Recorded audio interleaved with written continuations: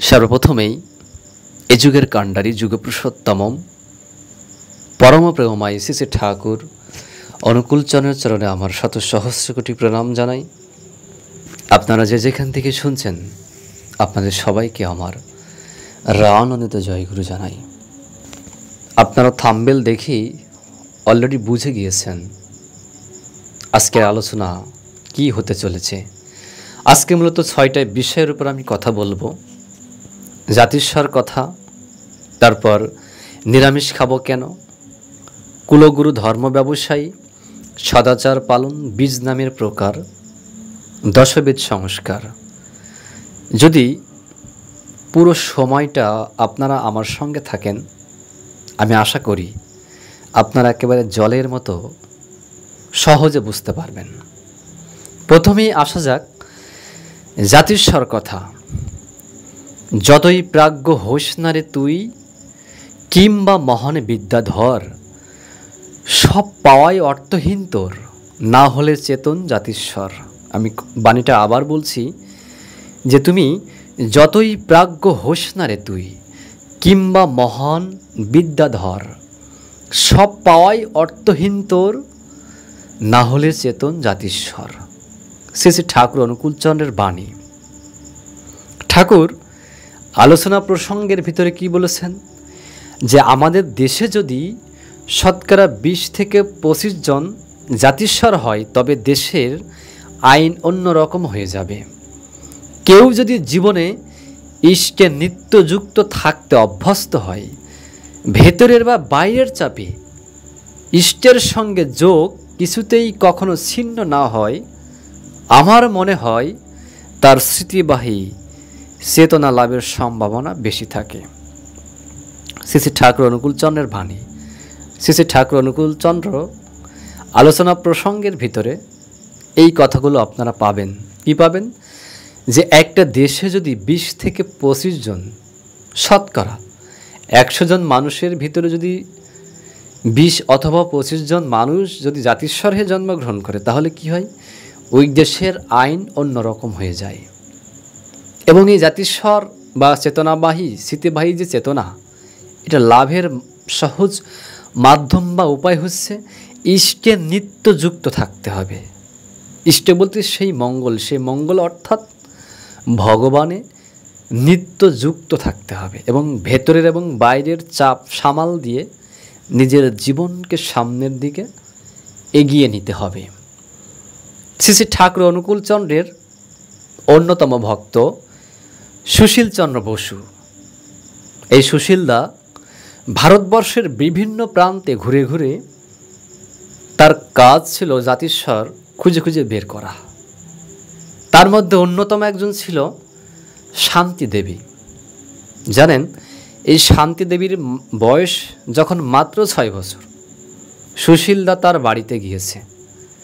শান্তির কাছে জিজ্ঞাসা করছে, শান্তি, তোমার মৃত্যুর সময় কী রূপ চিন্তা হয়েছিল এবং মৃত্যুর ওই মুহূর্তে তুমি কি দেখতে পেয়েছিলে?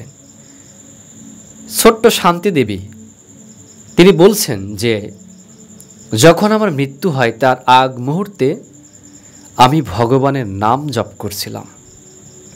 চিন্তা করেন যে তিনি কি বলছেন, যে আমি ভগবানের নাম জপ করছিলাম এবং আমি দেখি আমার চারিদিক অন্ধকার হয়ে আসলো। আমরা সবাই জানি যে আমাদের মৃত্যুর আগ মুহূর্তে আমরা কিছুই দেখতে পাই না, আমাদের চারিদিকটা অন্ধকার হয়ে আসে। তখন আমি দেখি ওই যে চারিদিক যখন অন্ধকার হয়ে আসলো, হঠাৎ আমি দেখি ওই অন্ধকারের ভেতরে দিব্য জ্যোতি আলো আমি দেখতে পেলাম এবং ওই দিব্য জ্যোতি আলোর ভেতরেই ভগবান শ্রীকৃষ্ণকে আমি স্বয়ং দেখতে পেলাম। তাহলে চিন্তা করেন, যাদের সাধনা স্তর অনেক ঊর্ধ্বে তারা কিন্তু ওই অন্ধকারের ভেতরে আলো দেখতে পায় এবং ওই আলোর ভেতরে ভগবানকে সে কিন্তু এক ঝলক দেখতে পায়। আর যাদের সাধনা স্তর একেবারেই নিম্নে তারা কিন্তু ওই অন্ধকারই দেখে, তারা কিন্তু আলোও দেখতে পায় না, ওই আলোর ভিতরে সেই জ্যোতির্মান পুরুষকেও দেখতে পায় না, অর্থাৎ সে ভগবানকেও সে দেখতে পায় না। তখন তিনি বলছেন যে আমি তখন দেখি যে চারজনে আমাকে ধরে একটা বাটির মতো একটা বস্তুর উপরে বসিয়ে আমাকে ঊর্ধ্বলোকে নিয়ে যাচ্ছে, স্তর বাই স্তর। যখন আমাকে প্রথম স্তরে নিয়ে যাওয়া হলো, আপনারা জানেন যে শান্তি দেবীকে সর্বশেষ চতুর্থ স্তরে নিয়ে যাওয়া হয়েছিল। যখন তাকে প্রথম স্তরে নিয়ে যাওয়া হলো, ওই প্রথম স্তরে যে সমস্ত আত্মা প্রথম স্তরে যারা ছিল, তারা বলছেন যে ইনার স্থান আর ঊর্ধ্বে। তখন শান্তিকে ওই চারজনা ধরে আবার দ্বিতীয় স্তরে নিয়ে যাওয়া হলো।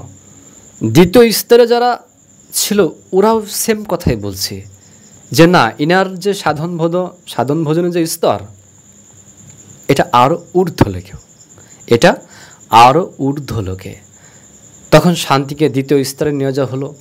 এইভাবে করতে করতে সর্বশেষ চতুর্থ স্তরে তাকে নিয়ে যাওয়া হলো। তার যে জীবনের যে খতিয়ান ভগবান শ্রীকৃষ্ণ স্বয়ং নিজে দেখছেন। তিনি বলছেন শান্তিদেবীর কথাই, তিনি বলছেন যে ভগবান শ্রীকৃষ্ণ আমার খতিয়ান দেখে বলছে তোমাকে আর একবার জন্মগ্রহণ করতে হবে। সেটা হচ্ছে দিল্লিতে। শান্তির মৃত্যুর আগের যে জীবনটা ছিল, এটা হয়তো মথুরাতে তার জন্ম ছিল, এবং তিনি যখন মৃত্যুবরণ করেছিল, মৃত্যুর পরে তার জন্ম হয়েছিল দিল্লিতে। তখনও ভগবান শ্রীকৃষ্ণ বলল তোমাকে আর একবার জন্মগ্রহণ করতে হবে, সেটা হচ্ছে দিল্লিতে। এই কথা তিনি বলে দিলেন। তখন শান্তি বলছে যে চারজনে আমাকে ধরে ঊর্ধ্বলোকে নিয়ে গিয়েছিল, সেই চারজনেই আমাকে আবার আস্তে আস্তে একটা সিঁড়ির মতো একটা জায়গার উপরে আমাকে সুন্দরভাবে বসিয়ে দিল। আমি দেখি আমার মৃত্যুর আগ মুহূর্তে যেমন অন্ধকার হয়ে আসছিল, ঠিক এই অমন্তর অন্ধকার হতে থাকলো। তখন আমি দেখি আমি ছোট্ট শিশুর মতো হতে থাকলাম। আমি ধীরে ধীরে আস্তে আস্তে দেখছি আমি একটা মাতৃগর্ভে প্রবেশ করছি, এবং যখন মাতৃগর্ভে প্রবেশ করছি তখন আমি নাম করছি। যখন মাতৃগর্ভে আমি যতদিন থেকেছিলাম ততদিনই আমি নাম করেছিলাম, এবং ভূমিষ্ঠ হওয়ার সময় এবং তারপরেও আমি নাম করছি। তাহলে চিন্তা করেন, নাম কিন্তু সে কখনোই ছাড়েনি। এটাই হচ্ছে বাস্তব জীবনের এক অন্যতম ঘটনা। শান্তি দেবী, এই শান্তি দেবীকে নিয়ে আপনারা ইন্টারনেটে অনেক সার্চ করতে পারেন, আরও অনেক অনেক তথ্য পেতে পারেন। বিস্তর জীবনের একটা ঘটনা। আমি ছোট্ট করে এতটুকুই বলার চেষ্টা করলাম যে জাতিস্বর কাকে বলে। তিনি পূর্ব জীবনের ঘটনা, তিনি কোথায় জন্মগ্রহণ করেছিলেন, তার আগে কোথায় বাড়ি ছিল, তার কে স্বামী স্ত্রী পুত্র ইত্যাদি ইত্যাদি যা কিছুই ছিল, তিনি সব কিছুই কিন্তু বলে দিয়েছিল। এবং সেখানে কিন্তু পরবর্তীতে এই শান্তিদেবী গিয়েছিল। তাহলে চিন্তা করেন, এটাই হচ্ছে জাতিস্বর। প্রত্যেকটা মানুষের মৃত্যু হতে হবে স্মৃতিবাহী মৃত্যু, অর্থাৎ ওই সেই মৃত্যুর সময় এক কথায় যেন ভগবানের নাম করতে করতে যেন আমার এই দেহ আমি রাখতে পারি। এটাই হচ্ছে মানব জীবনের শ্রেষ্ঠ এক অন্যতম মাধ্যম বা শ্রেষ্ঠ মৃত্যু আমরা বলতে পারি, যে স্মৃতিবাহী মৃত্যু। স্মৃতি নিয়ে আমার মৃত্যুবরণ করা। নিরামিষ কেন খাবো?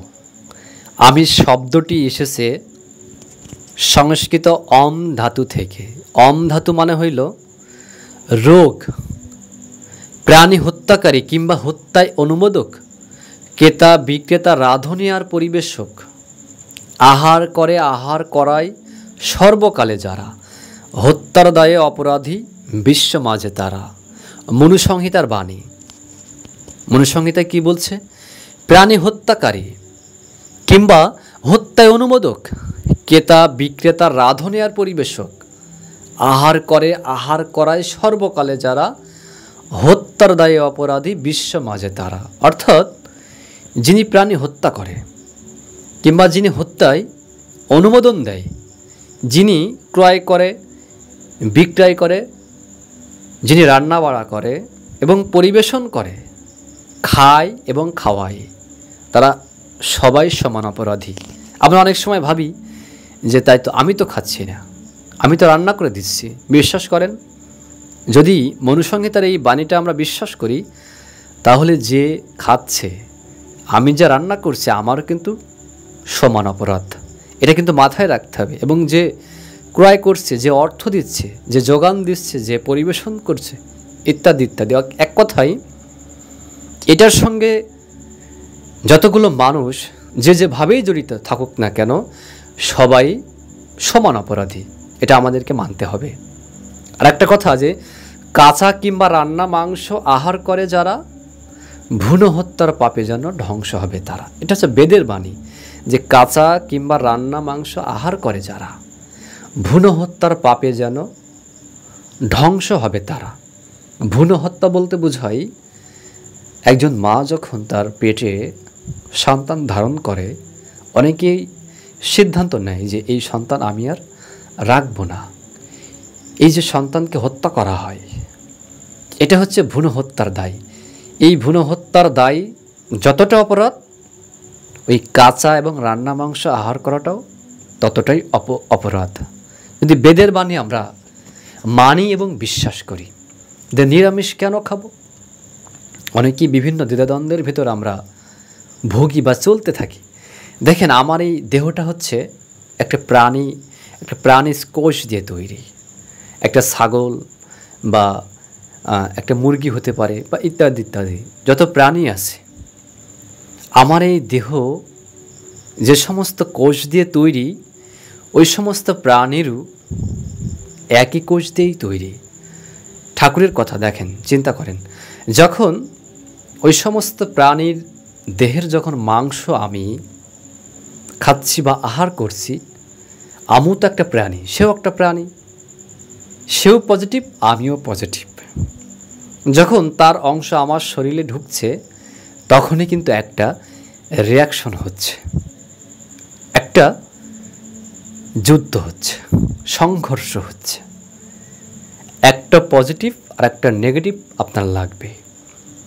এই প্রাণীগুলো হচ্ছে পজিটিভ যদি চিন্তা করেন, আর উদ্ভিদগুলো হচ্ছে নেগেটিভ। আমার এই দেহটা যেমন প্রাণী কোষ দিয়ে তৈরি, ওই একটা ছাগল হতে পারে, একটা মুরগি হতে পারে, বা ইত্যাদি ইত্যাদি পশু পাখি যাই হোক না কেন, ওরাও কিন্তু ওই প্রাণী কোষ দিয়েই তৈরি। যখন আমার এই প্রাণী কোষের ভেতর অন্য একটা প্রাণী কোষের দেহের মাংস যখন আমার শরীরে প্রবেশ করছে, তখন এক ধরনের ধাক্কা দিচ্ছে। ঠাকুরের কথা যদি চিন্তা করেন, যে চৌম্বকের দুইটা মেরু, একটা হচ্ছে দক্ষিণ, একটা হচ্ছে উত্তর মেরু। তো আপনি যদি দুইটাই দক্ষিণ মেরু অথবা দুইটাই উত্তর মেরু এরকম পাশাপাশি রাখেন, তাহলে কি করবে? আপনাকে কিন্তু ছিটকে ফেলে দিবে, কখনোই স্পর্শ করবে না, সংযোগ হবে না, বিয়োজন হবে। কারণ দুইটাই পজিটিভ, কখনো একটা পজিটিভ আর একটা পজিটিভকে কখনোই আকর্ষণ করতে পারে না। একজন নেগেটিভ হতে হবে আর একজন পজিটিভ হতে হবে। যদি চৌম্বকের একটা মেরু উত্তর এবং একটা মেরু দক্ষিণে হয়, তাহলেই কিন্তু ওই চৌম্বক দুইটা একসঙ্গে লেগে যায়। এটি হচ্ছে বিষয়, যে নিরামিষ খাবো কেন। বেশি কিছু বলার আমার মনে হয় আর খুব বেশি প্রয়োজন নেই। আমাদের দেহটা যে প্রাণী কোষ দিয়ে তৈরি, ওদের দেহটাও ওই প্রাণী কোষ দিয়ে তৈরি। যখনই ওদের ওই প্রাণী কোষের দেহের অংশ যখন আমার এই প্রাণী কোষের দেহের ভিতরে ঢোকাচ্ছি, ওটা রিসিভ করবে না। এবারের আলোচ্য বিষয় কুলগুরু ধর্ম ব্যবসায়ী। যখন মহাপ্রভু এসেছিল, ওই মহাপ্রভুর আমলেই এই কুলগুরুর শব্দের উৎপত্তি হয়েছিল। তো সেটা আমরা একটু বিশ্লেষণ করি। মহাপ্রভু যখন এসেছিল, ওই সময় গোস্বামী, মহন্ত, গোপাল এই সমস্ত পদবী নামধারী বা খেতাবযুক্ত ব্যক্তিরা দীক্ষা দান করত। কিন্তু দিন শেষে একটা পর্যায়ে এমন হয়ে গেল ইনারা দীক্ষা দিতে দিতে, ধরুন আমি দীক্ষা দিচ্ছি, আমার যোগ্যতা আছে, আমার নামের শেষে গোস্বামী, মহন্ত বা গোপাল থাকতে পারে, তো আমি দীক্ষা দিচ্ছি। তো আমি দীর্ঘদিন দীক্ষা দেওয়ার পরে আমি চিন্তা করলাম, আমার সন্তানকে আমি বললাম যে তুমিও আজকে থেকে দীক্ষা দিয়ে বেড়াও, অথচ তার যোগ্যতা নেই। এই যে কুল অর্থাৎ বংশ, সহজ করে যদি বলি যে আমরা বলি যে কুলগুরু, এই কুল মানে বংশ, অর্থাৎ বংশ পরম্পরা। আমি দীক্ষা দিচ্ছি, আমার সন্তান দিবে, তার সন্তান দিবে, এই যে একটা রেওয়াজ, এটাই হচ্ছে কুলগুরু। কিন্তু হবে কি কৌলগুরু। কৌল শব্দের অর্থ সদ্গুরু বা জগৎগুরু, সে জগৎগুরুর দীক্ষা, সে সদ্গুরুর দীক্ষা। কিন্তু আমরা সেটা বিকৃতি করে কি করেছি, কুলগুরু, বংশ পরম্পরা ঢুকিয়ে দিয়েছি। এই কুলগুরুদের জ্বালায় আজকে মানুষ সঠিক পথে যেতে পারছে না। তো দেখেন, আমি শ্রী শ্রী রামকৃষ্ণদেব কি বলেছেন, তিনি বলছেন যে শালা কুলগুরুদের জ্বালায় দেশটা উচ্ছন্নে গেল। একজন অন্ধ কি আর একজন অন্ধকে পথ দেখাতে পারে? ওই শালা কুলগুরুদের কাছে যাস না রে, ওরা মানুষকে পশু বানাচ্ছে। শ্রী শ্রী রামকৃষ্ণদেব নিজে স্বয়ং বলেছেন এই কুলগুরুদের নিয়ে, যারা এই বংশ পরম্পরা দীক্ষা দিয়ে বেড়ায়, যোগ্যতা নেই। আবার যদি শোনাই যে শালা কুলগুরুদের জ্বালায় দেশটা উচ্ছিন্নে গেল, একজন অন্ধ কি আর একজন অন্ধকে পথ দেখাতে পারে? ওই শালা কুলগুরুদের কাছে যাস না রে, ওরা মানুষকে পশু বানাচ্ছে। স্বামী বিবেকানন্দ কি বলছেন, ভারতে কুলগুরু প্রথা অবৈদিক ও অশাস্ত্রীয়। বিজয় কৃষ্ণ গোস্বামী তিনি কি বলছেন, কুলগুরু মানে একজন ধর্ম ব্যবসায়ী। ঠাকুর কি বললেন, যে সিদ্ধ নয় মন্ত্র দেয় মরে মারে করেই ক্ষয়। অর্থাৎ আমি সিদ্ধ নয়, আমি মন্ত্র দিয়ে বেড়াচ্ছি, আমি মাছ মাংস খাই, আমার আচার ব্যবহার ইত্যাদি ইত্যাদি এগুলো আমার সঠিক নেই, আমি অথচ সবার দীক্ষা দিয়ে বেড়াচ্ছি। তাহলে চিন্তা করেন যে এই কুল অর্থাৎ কুলগুরু, এই কুলগুরু শব্দের অর্থ বংশ পরম্পরা দীক্ষা দেওয়া। এই প্রচলনের, এই প্রথা থেকে আমাদেরকে বেরিয়ে আসতে হবে। হবে হচ্ছে কৌলগুরু অর্থাৎ সে সদ্গুরু। এই কৌলগুরু শব্দটা বিকৃতি করে কুল শব্দ নিয়ে আসছি, অর্থাৎ বংশ পরম্পরা। আমি দীক্ষা দিচ্ছি, আমার সন্তান দীক্ষা দিবে, তার সন্তান দীক্ষা দিবে, যোগ্যতা থাক বা না থাক। যার জন্যে ধর্মের আজকে এই বেহাল দশা, এই দুর্দশায় অবনত হয়েছে। যে ঠাকুর কি বলছেন, যে সিদ্ধ নয় মন্ত্র দেয় মরে মারে করেই ক্ষয়। জীবন বৃদ্ধিতে সদাচার পালন, সদাচারে রত নয় পদে পদে তার ভয়। ঠাকুরের কথাই যদি বলতে হয়, ঠাকুর বলছেন আলোচনা প্রসঙ্গের ভিতর, সদাচার মানার কথা যদি বলি তাহলে মানুষ নাক ছিটকাবে। কি বলছেন তিনি, যে সদাচার মানার কথা যদি বলি তাহলে মানুষ নাক ছিটকাবে, কিন্তু স্বাস্থ্যনীতি মেনে চলার কথা যদি বলি তাহলে বলবে তা তো ঠিক, তা তো ঠিক।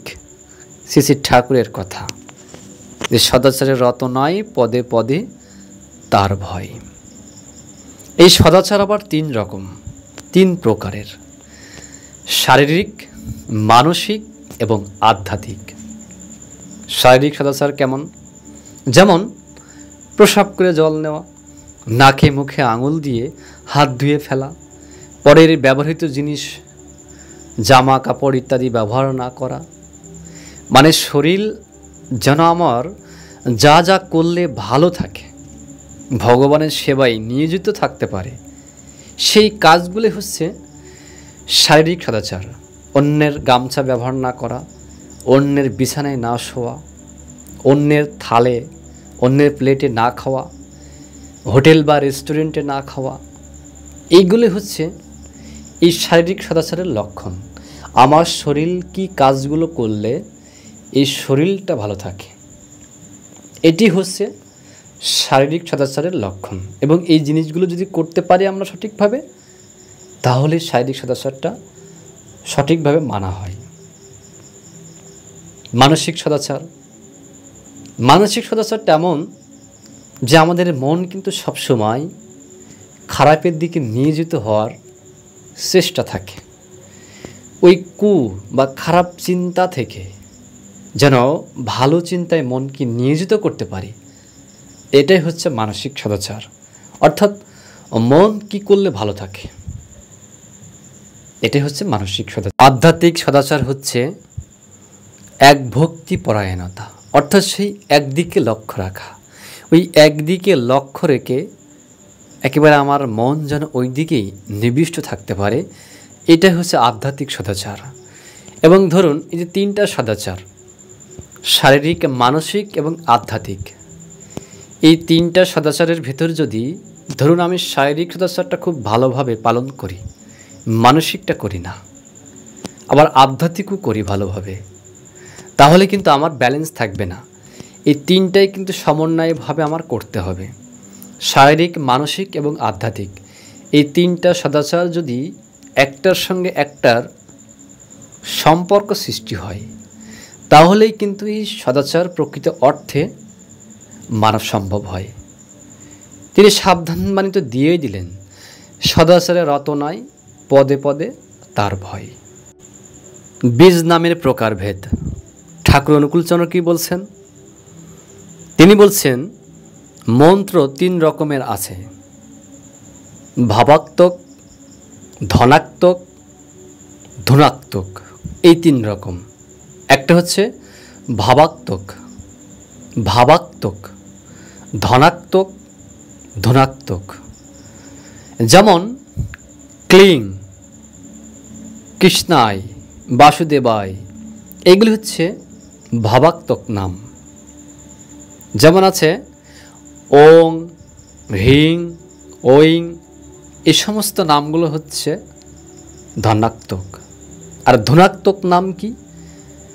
ঠাকুর বলছেন যে ধনাত্মক নাম হচ্ছে ভাইব্রেশন, অর্থাৎ কম্পন। এটা সমস্ত নামের তুক, এর মধ্যে আছে প্রসারণ, সংকোচন ও বিরমণ। এই বীজমন্ত্রে আছে, যেটা আমরা সৎসঙ্গীরা করে থাকি। আমরা যে নাম করি এটা হচ্ছে ধনাত্মক নাম, ভাইব্রেশন, কম্পন। সমস্ত নামের মর্কজ এই রাধা নাম। আমরা যে নামটা করি, পৃথিবীর সমস্ত নামের মর্কজ বা সার এই নাম। এই নামই হচ্ছে ধনাত্মক নাম। দশবিধ সংস্কার, এই দশবিধ সংস্কার নিয়ে আমি একটা গবেষণা চালিয়েছি। আমার গবেষণার ফলশ্রুতি যেটা আমি পেয়েছি সেটাই আমি আপনাদের মাঝে উপস্থাপন করছি। আমরা অনেকেই দশবিধ সংস্কার সম্পর্কে পূর্ণাঙ্গভাবে, খুব সহজভাবে আমরা অনেকেই জানি না। আমি আশা করি আপনারা যদি আমার আমি যেটা এই প্রতিবেদন তৈরি করেছি, এটা পড়ে শোনানোর পরেই আপনারা একেবারে ক্লিয়ার হয়ে যাবেন খুব সহজভাবে। আশা করি আমার সঙ্গে থাকেন। মানুষের সহজাত সংস্কারগুলোকে ঋষিরা 10 ভাগে ভাগ করেছেন। এই দশবিধ সংস্কার ভাগ করেছে কারা? ঋষিরা। ঠাকুরের একটা বাণী আছে যে দশবিধ সংস্কার আর্য আচার কেন জানিস, জন্মগত সংস্কারে তোষণ পোষণ ওতেই মানিস। আমি আবার রিপিট করছি, দশবিধ সংস্কার আর্য আচার কেন জানিস, জন্মগত সংস্কারে তোষণ পোষণ ওতেই মানিস। অনুশ্রুতির বাণী। এবার চলুন আমরা দশবিধ সংস্কারের যে 10টা বিষয় আছে, গর্ভাধান, পুং সেবন, সীমান্তয়ন, জাতকর্ম, নামকরণ, নিষ্ক্রমণ, অন্নপ্রাশন, চূড়াকরণ, উপনয়ন এবং বিবাহ, এই যে 10টা সংস্কার, অর্থাৎ গর্ভে সন্তান আসার আগ মুহূর্ত থেকে শুরু করে বিবাহ পর্যন্ত, এই সময় পর্যন্ত ঋষিরা 10টা সংস্কার আমাদের দিয়েছেন।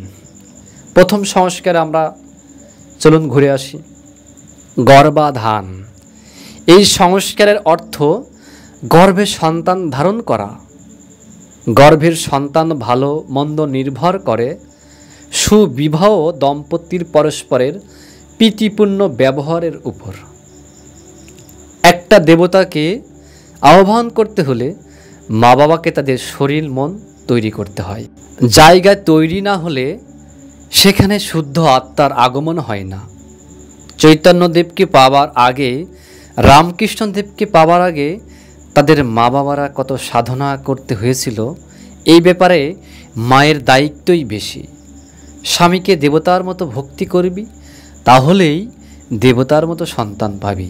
শ্রী শ্রী ঠাকুরের কথা, এই কথাগুলো কিন্তু শ্রী শ্রী ঠাকুরেরই কথা। তারপর হাউজার ম্যানদা ঠাকুরকে জিজ্ঞাসা করছে যে ঠাকুর, স্বাভাবিক জন্ম হলে বাবার থেকে ছেলে বেশি বুদ্ধিমান হয়? শ্রী শ্রী ঠাকুর কি বলছেন? তা হয়। আর ওই লক্ষণ দেখেই বোঝা যায় সেখানে স্বাভাবিক প্রজনন চলছে। কার কাছে যেন ডারউইনের একটা এক্সপেরিমেন্টের পরীক্ষা অর্থাৎ গল্প শুনেছিলাম। একজনের দুই বউ, এক বউয়ের ছেলেপিলে সাধু আর এক বউয়ের ছেলেপিলে মাতাল জোচ্চর। যে 2 নম্বর ধাপ পুং সেবন, অর্থাৎ পুং শুয়েতে অনেন, অর্থাৎ যাহাতে উত্তম পুত্র সন্তান লাভ করা যেতে পারে। পুত্র সন্তান বংশের ধারা বজায় রাখে, তাই পুত্র সন্তান প্রত্যেক দম্পতি কামনা করে। অনেক দম্পতি পুত্র সন্তান হতে বঞ্চিত হয়। আপনারা দেখবেন অনেক দম্পতি পুত্র সন্তান হতে বঞ্চিত হয়। তারা এই সংস্কার কিন্তু করতে পারে, এই পুং সেবন অর্থাৎ পুং শয়েতে অনেন, পুত্র সন্তান কামনার জন্য যে সংস্কার, 2 নম্বর ধাপ। 3 নম্বর হচ্ছে সীমান্তয়ন। স্ত্রীর গর্ভধারণের পর, চিন্তা করেন, স্ত্রীর গর্ভধারণের পর 6 বা 8 মাসের মধ্যেই এই সংস্কার করা হয়। সীমান্ত মানে সিথি ঊর্ধ্বে নেওয়া বা তুলে দেওয়া। এই সময় স্ত্রীরা সিঁদুর পরে না এবং স্বামী গমনও বন্ধ করে দিতে হয়। এই সময় বেশি পরিমাণ ইষ্টনিষ্ঠ হয়ে চলতে হয়। গর্ভাবস্থার শিশুর শিক্ষা গর্ভ হতেই শুরু হয়, তাই এই সময় মায়েদের সতর্ক হয়ে চলতে হয়। সহজপাচ্য ও পুষ্টিকর খাদ্য গ্রহণ করা প্রয়োজন। গর্ভে সন্তান বড় হতে থাকে, সঙ্গত কারণে শরীরে খাদ্যের চাহিদা বাড়তে থাকে। এই সময়ে সাতভক্ষণ অনুষ্ঠান করা হয়। এই যে সীমান্তয়ন 3 নম্বর যে স্টেপ, এই সময়ে কিন্তু সাতভক্ষণ করা হয়। এই সংস্কারটা কিন্তু 6 থেকে 8 মাসের ভেতরে করতে হয়। তারপর জাতকর্ম, সন্তান ভূমিষ্ঠ হওয়ার পর এই সংস্কার করণীয়। এই সংস্কারের কাজ হলো সন্তান ভূমিষ্ঠ হলে পিতা প্রথমে ঘি, মধু ও স্বর্ণ সংযোগে নবজাতকের জিহ্বায় লাগাবে। এই সংস্কারটা কি করে? পিতা করে। নবজাতক জন্মের পরপরই ঘি, মধু এবং এই 3টা জিনিস এই জিহ্বায় স্পর্শ করে। এই 3টার কিন্তু কাজও আছে, যেমন স্বর্ণে আয়ু বৃদ্ধি, প্রস্রাব পরিষ্কার ও রক্তের ঊর্ধ্বগতি রোধ করে। ঘির কাজ কি? ঘি দ্বারা জীবনী শক্তি বৃদ্ধি ও বাহ্যিক পরিষ্কার। মধুর কাজ, মধু দ্বারা পিত্তকোষের ক্রিয়া বর্ধিত, মুখের লালা ও কফ নিয়ন্ত্রণ করে। এই যে ঘি, মধু এবং স্বর্ণ, এই 3টার কিন্তু বিজ্ঞানভিত্তিক গুণ আছে। নামকরণ 5 নম্বর যে ধাপ, নামকরণ। নবজাতকের 1 বছরের মধ্যে শাস্ত্র মতে এই সংস্কার করা হয়, তাহলে নামকরণ করতে হয় 1 বছরের ভেতরে। অর্থ সঙ্গতি রেখে পিতৃপুরুষের নামের সাথে যোগ থাকে এমনভাবে নাম রাখাই বিধি। কেষ্টদা কৃষ্ণপ্রসন্ন ভট্টাচার্য ইনি বলছেন, সন্তানের নাম রাখতে হলে আপনি 4 থেকে 5 পুরুষের নাম চান কেন? ঠাকুরকে বলছেন। ঠাকুর কি বললেন? মিলায়ে দেখি ওই চার পুরুষের নামের মধ্যে একটা সার্থক সঙ্গতি খুঁজে তাই দিই। সুশীলা মা মেয়েদের নামকরণের বেলায় তার পূর্ববর্তী পুরুষের নাম জিজ্ঞাসা করেন না কেন? শ্রী ঠাকুর ছেলের বেলায় লাগে, কারণ তার ভিতর দিয়ে তার বংশ রক্ষা হবে। আর মেয়েরা তো পরের ঘরের জন্যে, সে বাবার বংশ রক্ষা করে না। 6 নম্বর স্টেপ, নিষ্ক্রমণ। নির্যোগ ক্রমণ, নিষ্ক্রমণ অর্থ বহির্গমন। জাতককে চতুর্থ মাসে গৃহ হতে বাহিরের আবহাওয়ায় নেওয়া হয়। জাতকের শারীরিক অবস্থা বুঝে সূতিকা গৃহ হতে বাসগৃহ তৎপর পারিপার্শ্বিক জলবায়ুতে আনা হয়। সাধারণ মানুষও ঋতু পরিবর্তন হলে শরীরের উপর প্রতিক্রিয়া দেখা দেয়, অনেক সময় অসুস্থও হতে পারে। তেমনি এক দেশের আবহাওয়া হতে মানুষ অন্য দেশের পরিবর্তিত জলবায়ুতে গেলে নিয়ন্ত্রণ করতে কষ্ট হয়। অনেক পদার্থের আকার, আকৃতি বা বিকৃতি আবহাওয়ায় তাপমাত্রা পরিবর্তনের কারণে হয়ে থাকে। কারখানায় কাঁচ তৈরি হয়, কিন্তু তা সঙ্গে সঙ্গে বাইরের আবহাওয়ায় আনা হয় না। হঠাৎ বাইরে আসলে কাঁচ বিকৃতি হতে পারে। অন্নপ্রাশন 7 নম্বর ধাপ। ছেলের 6 বা 8 মাসে আর মেয়ের 5ম অথবা 7ম মাসে। দেশাচার অনুযায়ী এই সংস্কার করা হয়। মিষ্টান্ন তৈরি করে তা ঠাকুর দেবতাকে নৈবেদ্য হিসেবে ভোগ দিয়ে এই প্রসাদ ব্রাহ্মণের মাধ্যমে জাতকের মুখে প্রথম প্রদান করা হয়। পর্যায়ক্রমে পিতা, মাতা, গুরুজনেরা প্রসাদ দেয় জাতকের মুখে। তাহলে অন্নপ্রাশনের ব্যাপারটা ছেলের ক্ষেত্রে 6 অথবা 8 মাস, মেয়ের ক্ষেত্রে 5ম অথবা 7ম এই মাসের মধ্যে সম্পন্ন করতে হয়।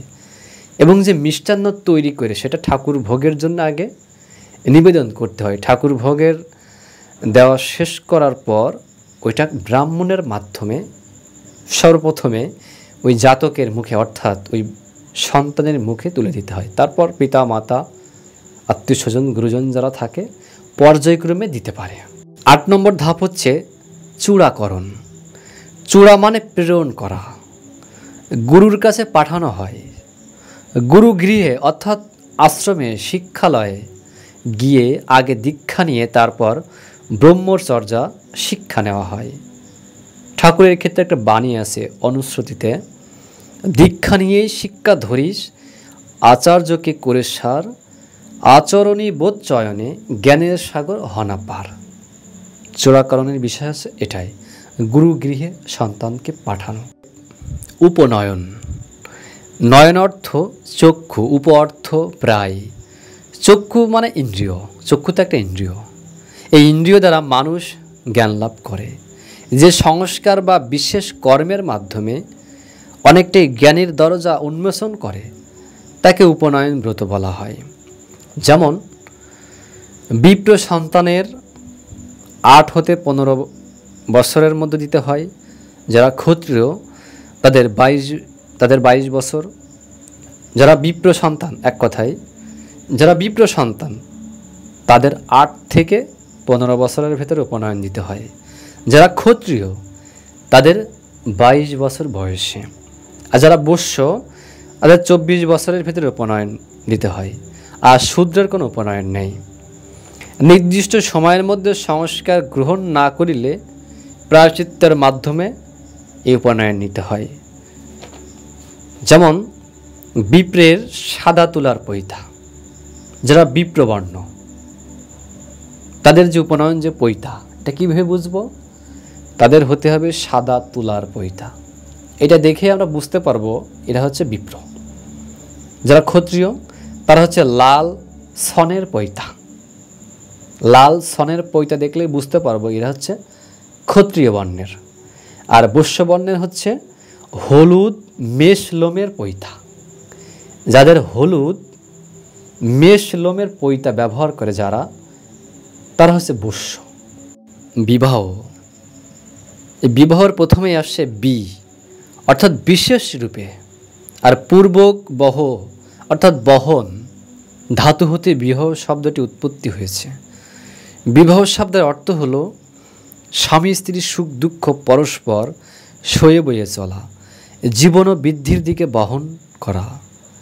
নারী চাই পুরুষকে উদ্বর্ধন করতে, পুরুষ চাই নারীকে সর্বতোভাবে বহন করে নিজের জীবনকে বিস্তারে পরিপুষ্ট করতে।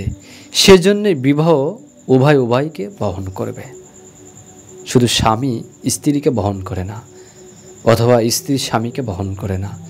বিবাহ মানেই উভয় উভয়কেই বহন করে চলা। ভালো থাকবেন সবাই। জয় গুরু বন্দে পুরুষোত্তমম।